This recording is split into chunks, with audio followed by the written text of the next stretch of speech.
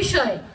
আমরা গণভোট নিয়ে কথা বলছি, সংবিধান নিয়ে কথা বলছি, আমাদের স্বরাষ্ট্রমন্ত্রী সংবিধান খুবই ভালো বুঝেন, লয়ারদের থেকেও ভালো বুঝেন। আমি একজন নিজে লয়ার, কিন্তু আমি নিজে স্বীকার করবো উনি আমার থেকে ভালো বুঝেন এবং খুব ভালো বলতে পারেন। কিন্তু স্বরাষ্ট্রমন্ত্রী কিন্তু আরেকটা কাজ আছে, যে কাজটাই, যে প্রধান কাজটা উনি করেন না, সেটা হলো বাংলাদেশের আইন শৃঙ্খলা পরিস্থিতি নিয়ন্ত্রণ করা। আমাদের বাংলাদেশে আমরা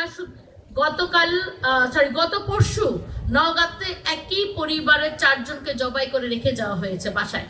কেন কেন এই সাহসটা করা হয়েছে? কারণ এই বিচারহীনতা সংস্কৃতি।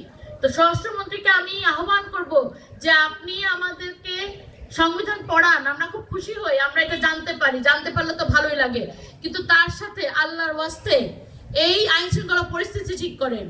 আপনার মোহাম্মদপুরে আপনার চেষ্টায় আমার মনে হয় গত সপ্তাহে প্রথম আলোতে ছিল সিটি অফ গড, মানে হলো গডফাদারদের, এত বেশি গডফাদার মোহাম্মদপুরে সিটি অফ গড লিখেছে।